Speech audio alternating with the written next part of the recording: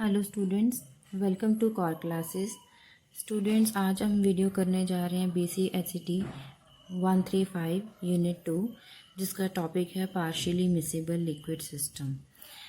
Partially का मतलब होता है नॉट कंप्लीटेड, मिसिबल का मिसिबल लिक्विड सिस्टम हम करेंगे।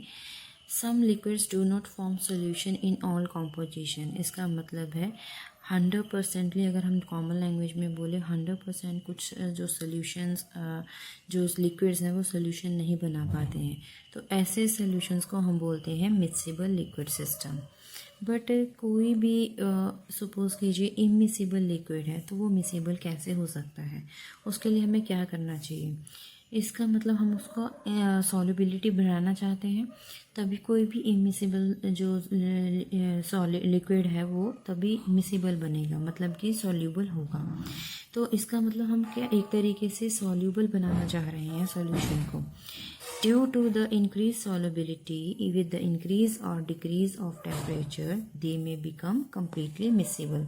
तो miscible करने के लिए हम या तो उसकी solubility increase कर सकते हैं, या फिर हम उसका टेम्परेचर चेंज करके उनकी सॉल्युबिलिटी पे अफेक्ट कर सकते हैं। सॉल्युबिलिटी इंक्रीज़ करने के लिए तो रिक्वायर्ड टेम्परेचर या तो इंक्रीज़ कर सकते हैं या डिक्रीज़ कर सकते हैं। हमारे पास एक ऑप्शन है, जैसे कि हम एग्जांपल देखें। If we are adding, we have the solution phenol plus water.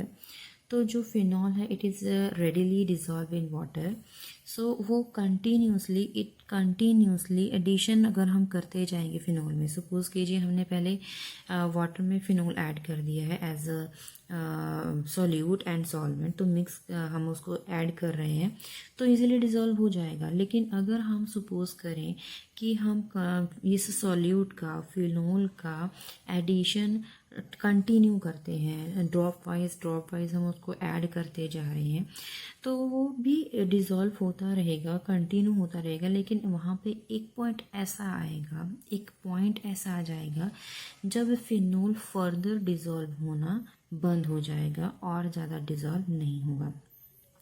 A point reach when the phenol does not dissolve anymore. तो ऐसा अगर ये अभी दिखाई दिया, तो प्रैक्टिकली अगर हम सोचें तो हमें ऑब्जर्वेशन क्या दिखेगी, उस बीकर में क्या दिखाई देगा। एट दिस पॉइंट 2 फेजेस बन जाएंगी, उनके 2 लेयर्स बन जाएंगे। 2 लेयर्स क्या जैसे बन जाएंगी, या तो वाटर का सैचुरेटेड विद फिनॉल या फिर phenol saturated with water. 2 layers बन जाएंगी, वो लेयर्स बिल्कुल भी विजिबल होगी।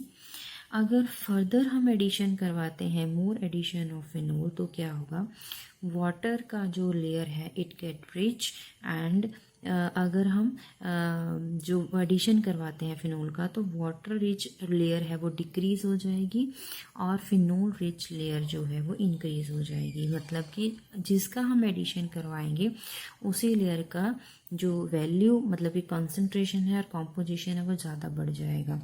तो एडिशन वाटर रिच लेयर जो है वो डिक्रीज हो जाएगी और फिनॉल रिच लेयर इंक्रीज हो जाएगी। Addition of small amount of phenol or water changes the volume of 2 layers, not their composition. तो इसमें यही बताना चाहते हैं, आप एडिशन कर रही हो लिक्विड का, obviously it will affect there volume, तो वॉल्यूम पे अफेक्ट पड़ेगा, वॉल्यूम बढ़ता जाएगा जितना आप लिक्विड उसमें ऐड करते जा रहे हो, चाहे वो सोल्यूट है। बट अगर हम कॉम्पोजिशन का बात करें तो उनकी कॉम्पोजिशन में कोई भी डिफरेंस नहीं आता है।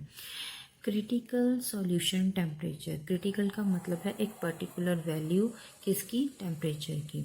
सॉल्यूशन के टेम्परेचर पे एक क्रिटिकल वैल्यू आती है, एक पर्टिकुलर वैल्यू आती है।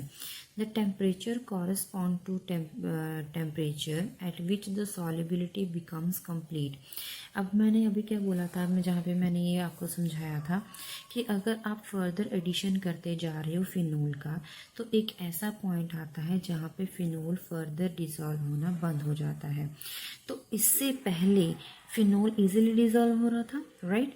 तो जब तक फिनोल इजीली डिसॉल्व हो रहा था उस टाइम तक हम उसको क्या बोलेंगे, it is completely dissolve, the solubility is completed.